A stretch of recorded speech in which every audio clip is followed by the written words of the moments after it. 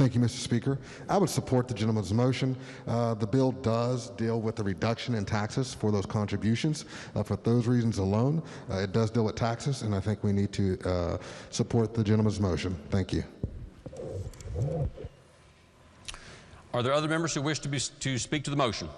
The gentleman the 27th, Delegate Ellington, is recognized. Thank you, Mr. Speaker. The way the bill was written, it does have tax consequences if money is put into those accounts later on. If no money is put in there, there will not be any tax benefits at all.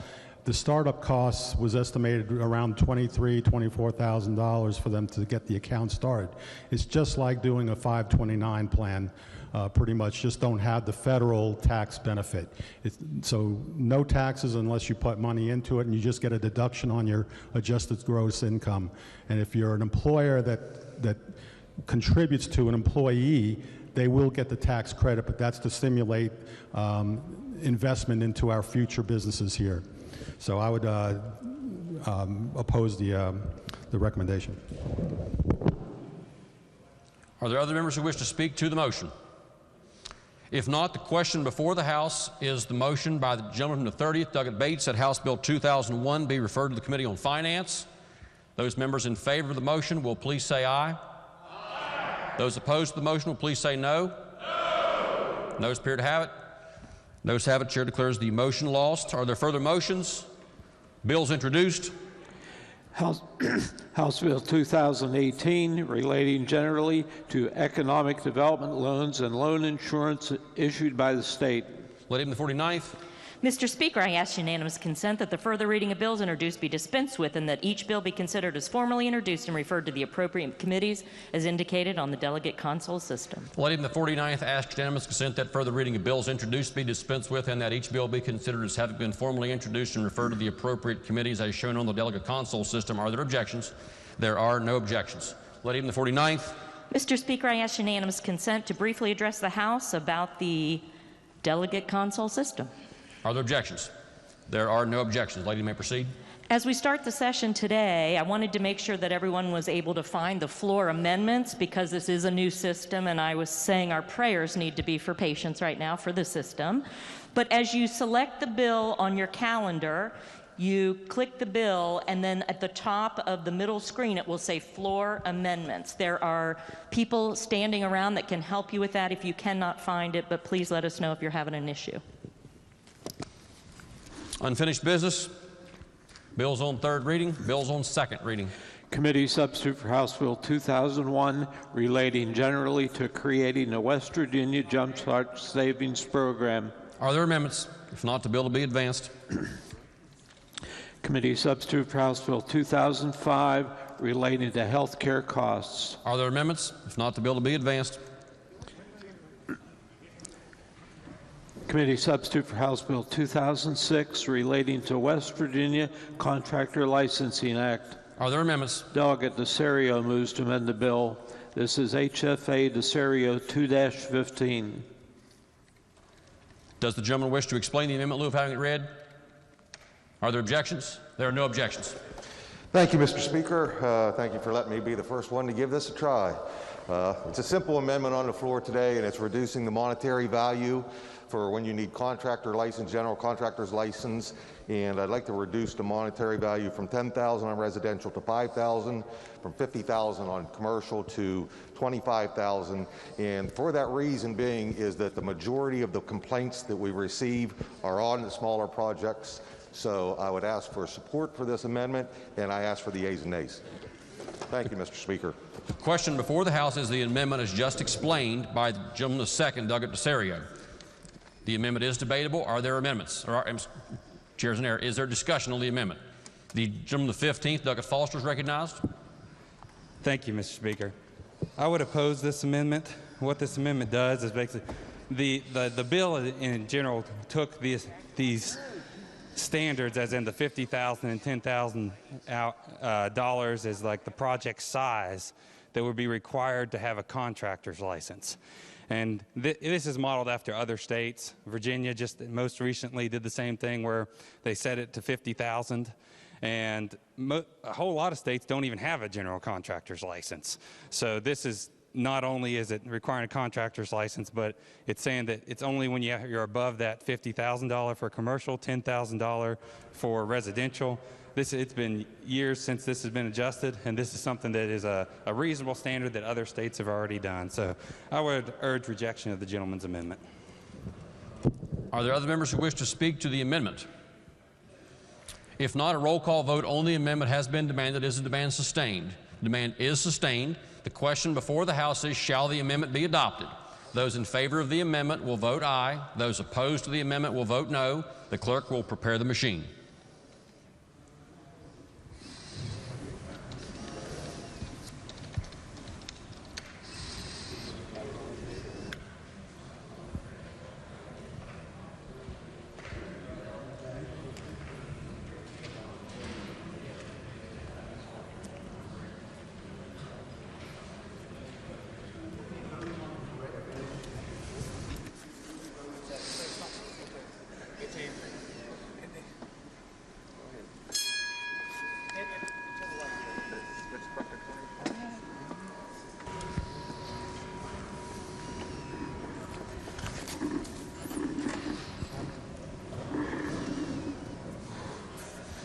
Has every member voted?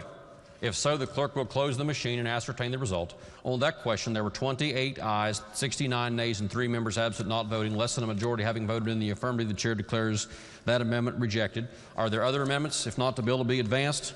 Next bill on second reading.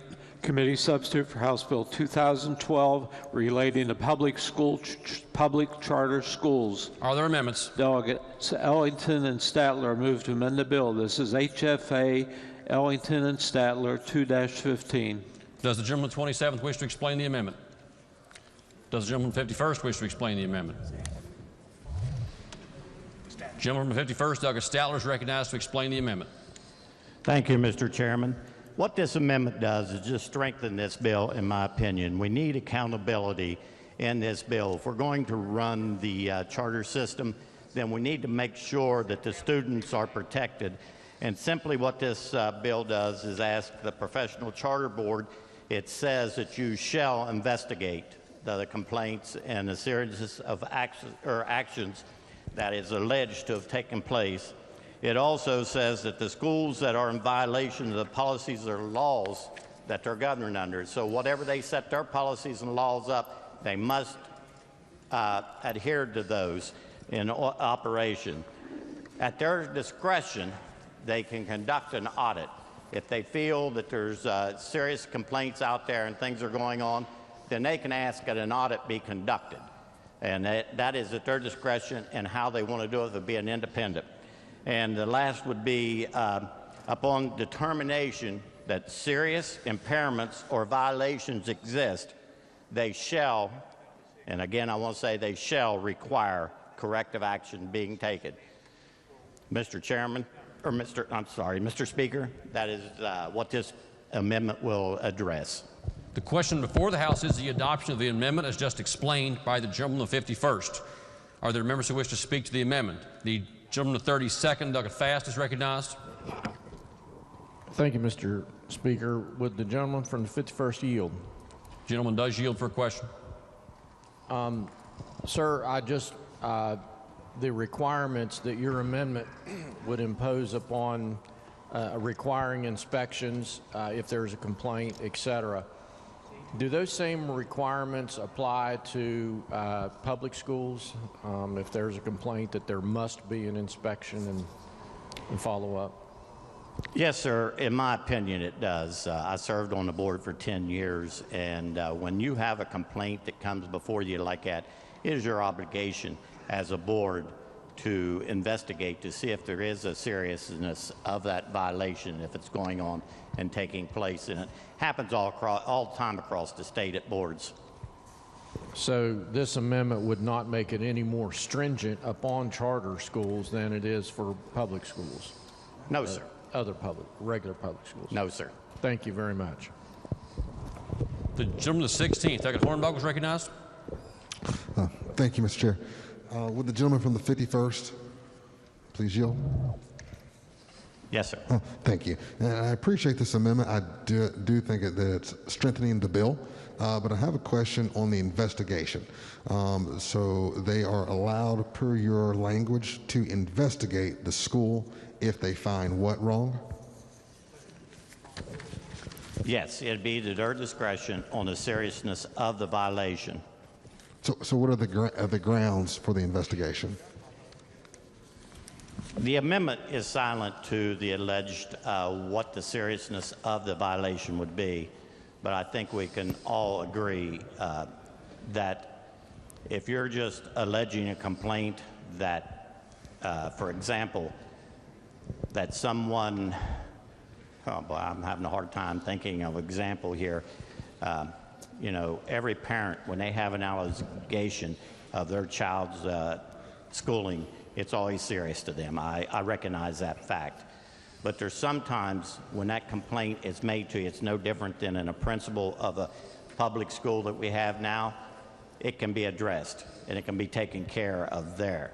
But if it arises to the point that it becomes necessary and it goes to this professional board, then they will be needed to investigate it to see if it stands true or if it doesn't.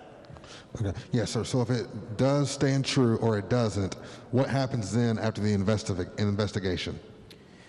Then that board will need to determine the seriousness of it and take corrective action on that.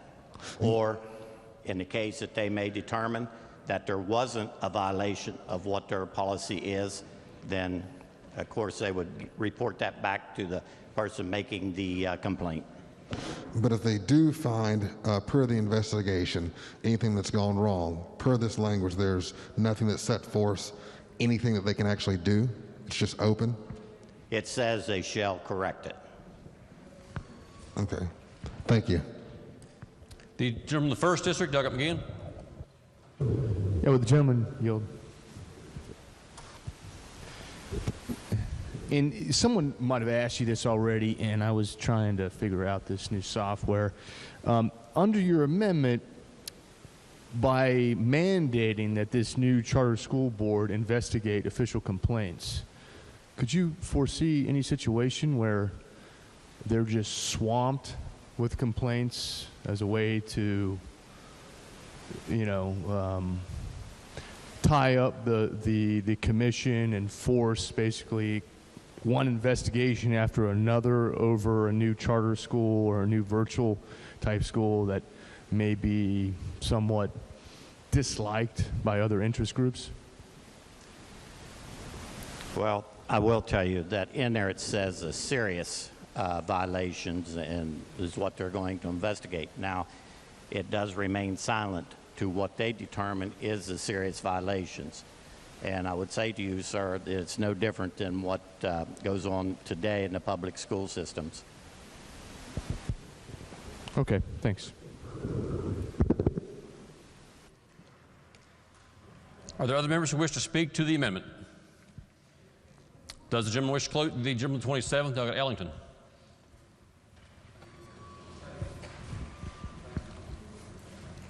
I'm not on. Okay, now I am. Thank you, Mr. Speaker. I would just like to say I would concur with Delegate Statler's amendment, and I would support it. The question before the House is the adoption of the amendment as explained by the gentleman of the 51st, Doug Statler. Those in favor of the amendment will please say aye. Aye. Those opposed will please say no. Ayes have it. Chair declares that amendment adopted. Are there further amendments? Delegates Pushkin and Hornbuckle move to amend the bill. This is HFA Pushkin and Hornbuckle 2-15. Does the gentleman of the 16th or the 37th wish to explain the amendment? Are there objections? There are no objections. The gentleman of the 37th is recognized. Thank you, Mr. Speaker. It's a simple amendment. It clearly just says that out of the 10 charter schools, that 3 of those will be placed in school districts that are historically underperforming, school districts that have lower test scores, and that they would provide specialized curriculum mentoring programs, alternative disciplinary frameworks, which utilize evidence-based approaches to student assessment and instruction that will enhance underperforming students. So basically, it's putting at least just 3 of the 10 in the areas of greatest need. So I would reserve the right to close and ask for the yeas and nays. Question before the House is the adoption of the amendment as just explained by the gentleman of the 37th. Are there members who wish to speak to the amendment? The gentleman of the 27th, Doug Ellington, is recognized. Thank you, Mr. Speaker. I would oppose the gentleman's amendment. The reason why is I'm not opposed to the concept of public schools designing their programs to meet the needs of their students, particularly those located in areas where children are historically underperforming. Currently, we don't have any charter schools that have arisen since the last bill was passed, so obviously there aren't anyone that's interested at the moment for that.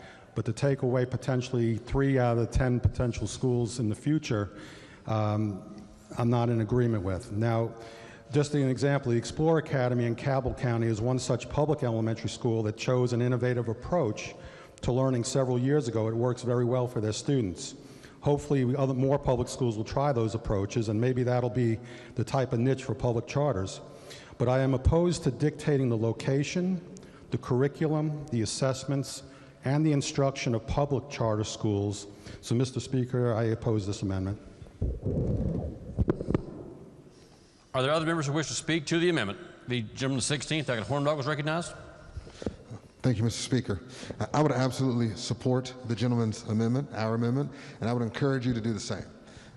The school that the chair is speaking about, the Explorer Academy in Huntington, West Virginia, it actually sits in an underserved population. And as he said, it is doing well, okay? So we have that first and foremost. Also, it's only going to be 3 of the 10 schools. The mere notion of a charter schools and why we're trying to expand that in our state is to bring up the population in regards to education. So if we can focus on those areas that have not met those standards, all right, what we want our mountaineers to be, I think this can only strengthen the bill. So I would encourage passage of the amendment. Thank you. The gentleman of the 37th to close debate on the amendment. Thank you, Mr. Speaker. I don't know if I could say it much better than my friend from the 16th just did, except that if it just takes away nothing, it's of the 10 schools, just 3 of them would have to go into areas of greatest need. So I think when you're voting on this, just simply ask yourself, who are we trying to help? Who are we trying to help here? If charter schools are the answer that we've heard about for so long, it's going to improve our outcomes for our students, well, let's put them in the districts that need the improved outcomes. And I ask for the yeas and nays. A roll call vote on the amendment has been demanded. Is the demand sustained? The demand is sustained. The question before the House is, shall the amendment be adopted? Those in favor of the amendment will vote aye. Those opposed will vote no. The clerk will prepare the machine.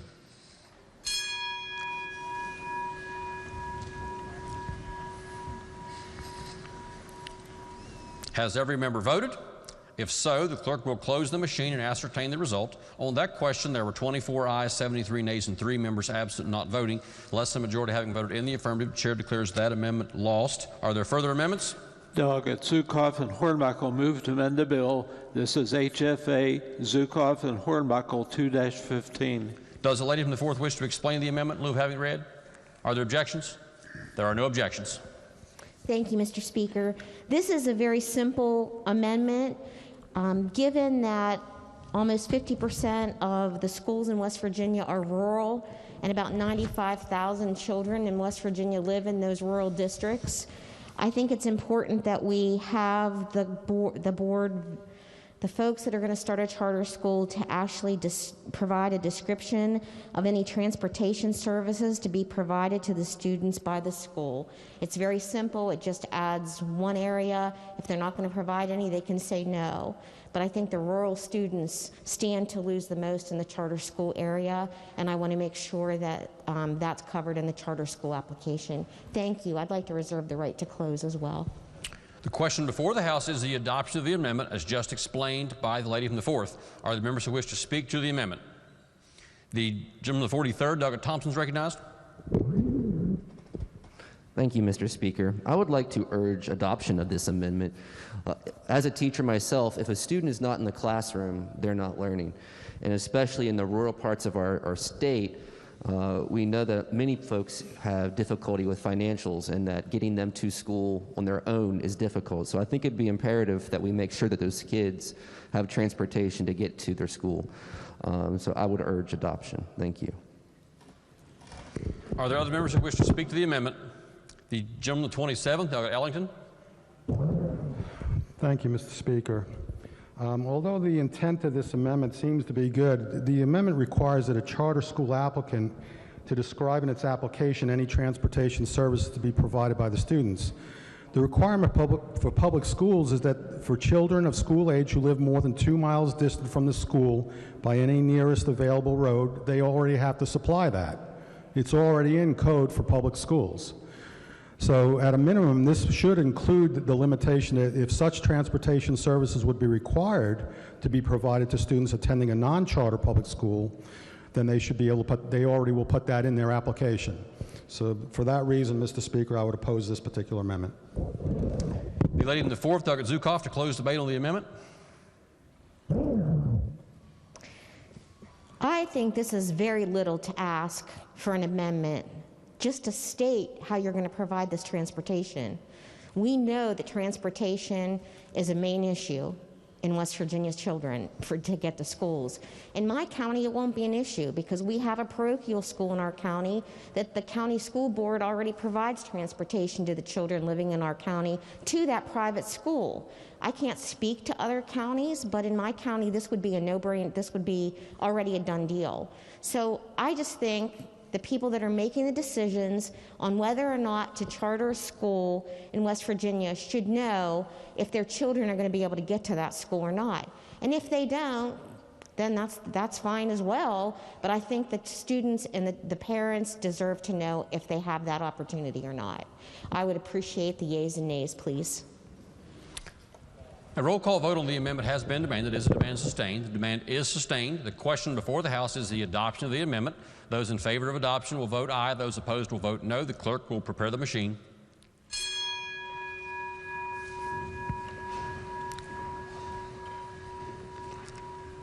Has every member voted? If so, the clerk will close the machine and ascertain the result. On that question, there are 25 ayes, 72 nays, and 3 members absent, not voting, less than a majority in the affirmative. Having voted in the affirmative, the chair declares the amendment lost. Are there further amendments? Delegate Ellington moves to amend the bill. This is HFA Ellington 2-15. Does the gentleman from the 27th wish to explain the amendment in lieu of having it read? Are there objections? There are no objections. Thank you, Mr. Speaker. This amendment just clarifies that when 2 or more county school boards are authorized for a charter school, that they must act together and function as one unit, rather than one county electing to do one thing and the other doing something different. The way the wording is currently in the bill would mean that if one county didn't want to do it, then the other county would have to physically locate there. So this just clarifies that, and this is something that the Board of Education was recommending and we agreed to. So I would ask for your support on this amendment. The question before the House is the adoption of the amendment as just explained by the gentleman the 27th. Are there members who wish to speak to the amendment? If not, yes, the gentleman the 43rd, Doug Thompson, is recognized. Thank you, Mr. Speaker. Would the Chairman of Education yield for one question? Yes, Chairman does yield. Yes, sir. Thank you, Chairman. Can you help me understand this bottom part? Provided that if such 2 or more school boards functioning together as the authorizer reject the application, then 1 or more of the individual county boards may approve the application. But in such instance, a charter school site must be located in one of the counties where the application was approved.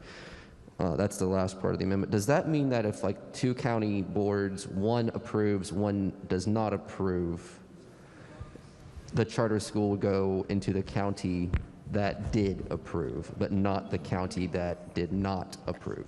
Yes, that is true, and I think that's already in the code, in the bill itself. Okay. Yeah, the original bill had that, but it wasn't very clear that that's what would have to happen. Okay. Thank you, Mr. Chairman. Thank you, Mr. Speaker. Are there other members who wish to speak to the amendment? If not, the question is, shall the amendment be adopted? Those in favor will say aye. Those opposed will say no. The ayes have it. The chair declares that amendment adopted. Are there further amendments? Delegate Hornbuckle moves to amend the bill. This is HFA Hornbuckle 2-15. Does the gentleman wish to explain the amendment in lieu of having it read? Are there objections? There are no objections. Thank you, Mr. Speaker. What this amendment does, if I'm reading on the correct one, it is going to add the language back to revoke a charter from the authorizer. So previously, we had the gentleman from the 51st speak on their amendment, which I believe that strengthened the bill. But also through questioning, we did discover that there's really no teeth in that after an investigation has occurred to be able to do anything. So I think that this amendment just seeks to put the charter schools on equal footing as a public school to be able to do something should there be any negligence or anything found through the investigation. As for the yeas and nays, and ask for the right to close. The question before the House is the adoption of the amendment. Are there members who wish to speak to the amendment?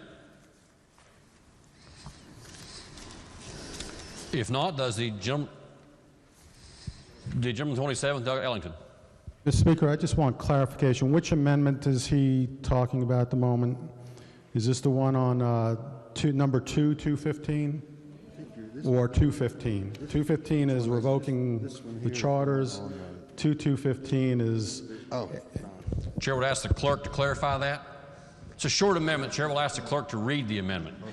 Delegate Hornbuckle moves to amend committee substitute for House Bill 2012 on page 5, section 2, lines 50 and 51 by striking out 8 in its entirety and renumbering subsequent subsections accordingly, and on page subdivisions accordingly, and on pages 25 through 29 by striking out section 14 in its entirety and renumbering subsequent sections accordingly. Chair will ask the sponsor, is that the correct amendment? Yes, I was in error. My apologies. May I explain again? Yes. Yes, gentleman from the 16th to explain the amendment just read by the clerk. Thank you, Mr. Speaker.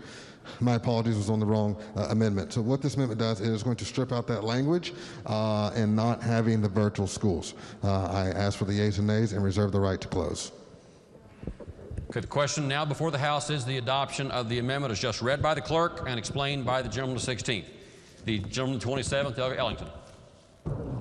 Thank you, Mr. Speaker. I would just say I'd like to oppose the gentleman's amendment because it pretty much defeats most of the purpose of the bill by getting rid of virtual schools. So. The gentleman of the 43rd, Doug Thompson. Thank you, Mr. Speaker. I would like to urge adoption of this amendment. When we were debating this and discussing it, in this whole entire new section of virtual schools, virtual charter schools, in addition to the charter schools, in increasing the number, I have a concern. I'm concerned that we're going to create the have and the have-nots in this state when it comes to charters. If charters are the answer to our educational problems, then why are we going to leave out students who are in rural districts who do not have access to the internet? And also, what about if you don't have the income to buy your own laptop, to buy your own internet?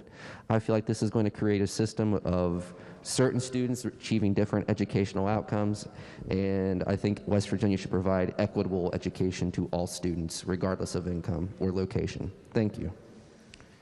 The gentleman of the 44th, Doug HANNA. Thank you, Mr. Speaker. I would speak against the gentleman from the 16th Amendment. You know, the gentleman from the 43rd just made the statement that what if children don't have the funds? What if they don't have the funds to buy laptops or electronics? For those who aren't familiar with virtual charter schools or haven't looked into them, I would urge that you do before we have the final vote tomorrow. But most of these programs that offer virtual charter schools add that into the cost already.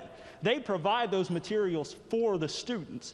And for the fact that the virtual schools are different from the actual brick and mortar schools, if you look at section 18.5G-14, It even says that virtual public charter schools are subject to the same requirements as non-virtual public charter schools. There's virtually no difference. And to reiterate the statement by the gentleman from the 27th, it pretty much defeats the purpose that we're trying to achieve with the bill. Look at the pandemic that we're in now and the shift to virtual schools and virtual learning. This gives people more choice. If we had this type of choice in the pandemic we're in, we would see much better outcomes in education in West Virginia right now. When we had the Board of Education come in to testify to LOCIA earlier this year, they said that the virtual options that we had within the students and the remote learning options weren't working that well for every student across the state and most of the students across the state. I think this will be a great thing now, and I think it'll be a great thing in the future, so I would urge rejection of the gentleman's amendment. Thank you. The gentleman, the 67th, Doyle. Thank you, Mr. Speaker. For almost a year now, I've been listening to constituents who have said to me, we've got to open the schools to in-person learning because virtual learning just doesn't get it. And I agree, virtual learning is inferior to in-person learning for many subjects, not necessarily every subject, but many subjects. For a number of serious health reasons, we've been hesitant to do that, and I agree with that. But let's face it, we should be aiming as soon as possible to get all kids back in in-person learning as soon as it is healthy to do so. I think that the way this bill is written goes in exactly the opposite direction, and in particular, until West Virginia is somewhere near up to snuff when it comes to broadband, we shouldn't write a bill the way this bill is written, and I think we need this amendment. Thank you. Lady in the 51st, Doug Walker. Thank you, Mr. Speaker. Would the chairman of education yield, please? Yes, Chairman does yield. Yes, ma'am. Thank you. Can you tell me with the virtual charter schools, is there any type of student that is going to be forbidden to participate in virtual charter schools, such as a child with an IEP or a 504? No, I don't think anyone would be forbidden. I think it was recommended that a child with an IEP, that the parent and the superintendent should probably agree that that's an appropriate placement for that student into a particular virtual charter. So in the virtual charter schools, is there any type of assessment that those schools will do to see if they can help those children with those special needs? Well, there will be annual assessments on the school, on the charter itself, that has to be reported to the authorizer, and they present that then to the board. So I would imagine that's where that would come in. Okay, thank you, Mr. Chairman. Mr. Speaker, can I please speak to the amendment? Yes, lady is recognized. I do support this amendment because it seems like there's just a small gray area that we're going to discard the students with IEPs and 504s. That is due in equal education just like everyone else.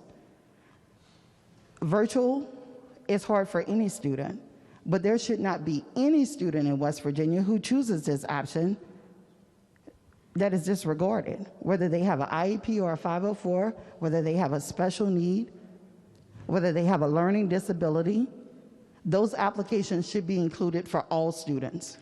This is where we get diversity, inclusion, and equity.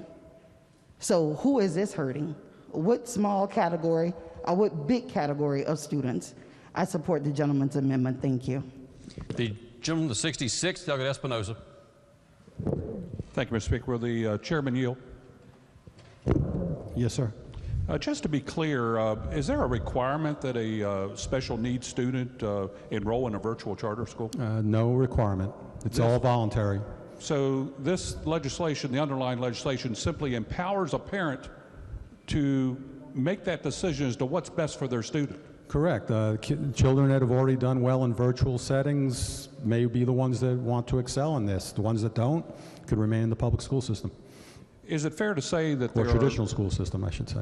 Is it fair to say that there are charter schools and virtual charters that are specially designed to meet the needs of special children? Yes, there probably are. So again, this is simply an option, no requirement. Right, and then the assessment by the superintendent and the parent is just to assure that that child should do well in that setting. If they wouldn't, then it would probably be recommended they don't pursue that particular course of action. Thank you, Mr. Chairman. Thank you, Mr. Speaker. The gentleman to 37th, Doug Pushkin. Thank you, Mr. Speaker. Just for clarification, I thought the gentleman from the 16th that offered an amendment, the amendment that he explained was about revocation, and we've been debating virtual charters. Which amendment are we on? It is the chair's understanding that we are on the second amendment explained by the gentleman to 16th, the amendment read in full by the clerk that proposes to strike language from the bill now before the House related to permissibility of virtual charter schools. Is the chair's understanding correct? Okay. Thank you. The gentleman to 43rd, Doug Thompson. Thank you, Mr. Speaker. I just would like a chance to also readdress some concerns that I've realized also from the gentleman from the 44th's comments. By the charter schools providing laptops and those resources, that's amazing. But I highly doubt that charter schools are going to be doing infrastructure for broadband to hook up half of these students who do not have access to broadband or high-speed internet, which will again leave out students' educational opportunities. Thank you. The gentleman to the 16th, Doug Hornbuckle, to close debate on the amendment. Thank you, Mr. Speaker. In closing, we've heard it from several people. First and foremost, we do have an issue with connectivity in our state. Broadband is an absolute must. And I know that we're trying to address that this session, and I applaud those efforts. But I think it would be more appropriate to expand our charter school program once we have that in place. The other issue that I take is I think there is a huge difference. I know I had a colleague earlier said there's no difference. Well, I beg to differ. In charter school setting, with a brick and mortar, there's probably up to about 2,500 capacity for pupils. In a virtual school setting, there's probably a capacity in excess of 20,000. Now, we also know that we have legislation that's going to appropriate roughly about $4,600 for school choice, if you will. If you take half of that number and the capacity of a virtual school, we say about 10,000. That gets you to about 46 million. So I think the purpose of this bill is to expand charter schools. And if done in a responsible manner, could really, really benefit our kids. But it is not to fleece. It is not to fleece the public education system. And at these numbers, that's exactly what it will do. We also heard from some members today about what we're dealing with right now in our pandemic. And I know back home, Cabell, Lincoln counties, by far, that's been the cry since the fall of virtual schools. And that's not a knock on our state. I think it can improve the system. I think we can enhance it. But at this current time, I think it's wrong to try to just make a sweeping form and just throw them everywhere.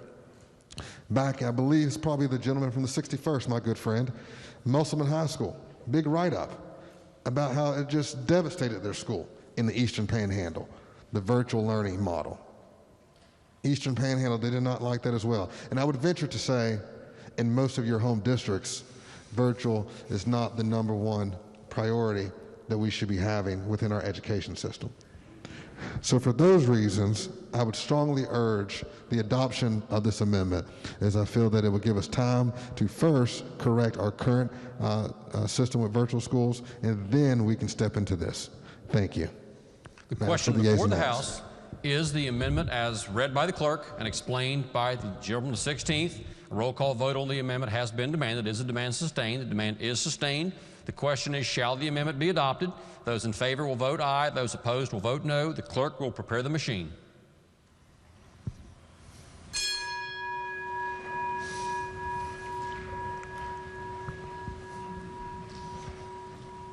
Has every member voted?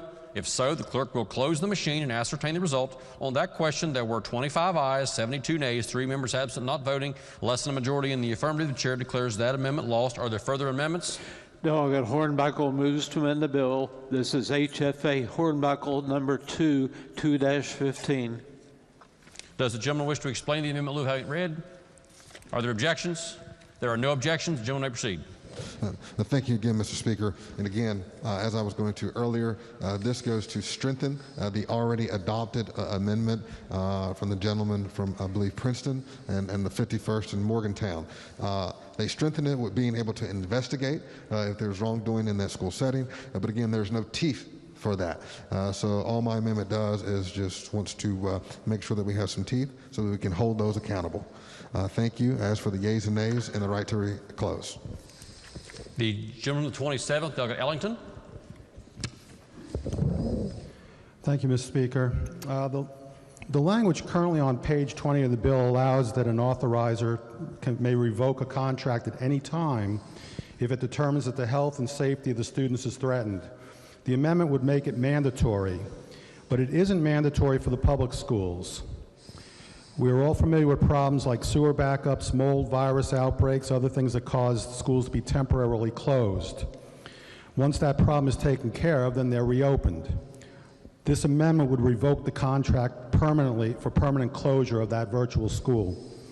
And it would be excessive for what may also be just a temporary problem. If it persists, the authorizer already has the authority to take action. And as you know, we just passed an amendment that provided for the professional charter school board to conduct investigations and require corrective action for any impaired educational performance.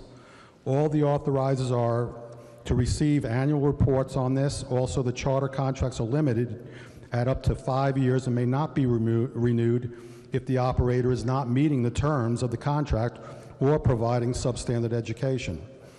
But they should be given the opportunity to improve just as any normal public school is. So for those reasons, Mr. Speaker, I oppose this amendment. Are there other members who wish to speak to the amendment? If not, Chair recognizes the gentleman from the 16th, Doug Hornbuckle, to close debate on the amendment. Thank you, Mr. Speaker. Ladies and gentlemen, there is a litany of litigation right now going on with a program that you all might be familiar with, STRIDE. And I know there's various companies out there. There's AlphaCom out in Indiana, obviously STRIDE. But across the country right now, there's litigation with these companies. And if we do not, as a state, hold the right to be able to revoke those charters, then we're doing a huge disservice to our children. A huge disservice to our children. So for those reasons, I strongly urge adoption. Thank you. A roll call vote on the amendment has been demanded. Is the demand sustained? The demand is sustained. The question before the House is, shall the amendment be adopted? Those in favor will vote aye. Those opposed will vote no. The clerk will prepare the machine.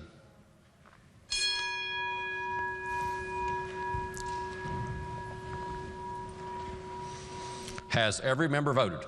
If so, the clerk will close the machine and ascertain the result. On that question, there were 22 ayes, 75 nays, 3 members absent not voting. Less than a majority having voted in the affirmative, the chair declares that amendment lost. Are there further amendments? If not, the bill will be advanced to third reading. Next bill on second reading. House Bill 2262 relating to the Controlled Substance Monitoring Database. Are there amendments? If not, the bill will be advanced. Committee substitute for House Bill 2264, hospital exemptions from certificate of need. Are there amendments? Delegate Bates moves to amend the bill. This is HFA Bates 2-15. Does the gentleman from the 30th wish to explain the amendment in lieu of having it read? Are there objections? There are no objections. Thank you, Mr. Speaker. I'll try this with the mask on. That way, we actually do have video feed. So we just don't have it for committee meetings. The purpose of my amendment is to simply move the effective date back to July of next year. And the intent here is just simply delay its implementation until our hospitals can get their feet underneath them. I'm sure we're all aware we're in the middle of a health crisis. We're in the middle of an economic crisis. I've heard from my hospital. I've heard from the Hospital Association. They didn't ask for this. They don't want this. This is going to hurt them. It's not going to help them. You will be hearing from them. I'm a free market guy. I like competition, even if it doesn't go my way. Competition is good. But healthcare isn't a free market. And right now our system cannot handle any more uncertainty, and it cannot handle any more economic stress. So I'm asking for the support of my amendment, which will delay the implementation of this provision, which will allow our hospitals to compete against each other for services at a time when they need to be working together to address the health and economic crisis we're in. Thank you, Mr. Speaker. The question before the House is the amendment as just explained by the gentleman from the 30th, Douglas Bates. The gentleman from the 28th, Douglas Pack, is recognized. Thank you, Mr. Speaker. Mr. Speaker, I rise and with all of the respect that I have for my good friend and colleague and neighbor from the 30th, I respectfully request that this body reject the gentleman's amendment. You know, there's a lot of consternation about what this bill actually does, and without actually debating the merits of the bill today, I will say that all we're doing is allowing hospitals a level playing field to offer services that any other hospital in their community can offer. We're not talking about opening up hospital services to anybody that wants to come in and set up a surgery center or poaching lucrative services from our hospitals. We're trying to help the hospitals. We're trying to help those hospitals who are struggling compete. This would delay that effort by a whole year. So for those reasons, Mr. Speaker, I would urge rejection of the gentleman's amendment. Are there other members who wish to speak to the amendment? If not, the question before the House is the adoption of the amendment. Those in favor of the amendment will say aye. Aye. Those opposed will say no. No. Noes appear to have it. Noes have it. Chair declares that amendment lost. Are there further amendments? If not, the bill to be advanced. Are there further bills on second reading? If not, bills on first reading. Committee substitute for House Bill 2011, eliminating any time requirements for part-time personnel to work during the school working year. The bill to be advanced. House Bill 2019, elevating economic development and tourism departments. The bill to be advanced. Committee substitute for House Bill 2263, update the regulation of pharmacy benefit managers. The bill to be advanced. Are there further bills on first reading? If not, leaves of absence. Lady from the 49th. Thank you, Mr. Speaker. For our colleagues, delegates Linville, Higginbotham, and Fleshauer. Are there objections to leaves being granted? The chair hears no objections. Leaves of absences shall be granted. Introduction of guests. Miscellaneous business. If not, lady from the 49th. Thank you, Mr. Speaker. I move subject to announcements that the House adjourn until 11 a.m. Tuesday, February 16th. Question before the House is the motion that, subject to announcements, the House stand adjourned until 11 a.m. tomorrow. Are there announcements? The gentleman from the 10th, Douglas Chris.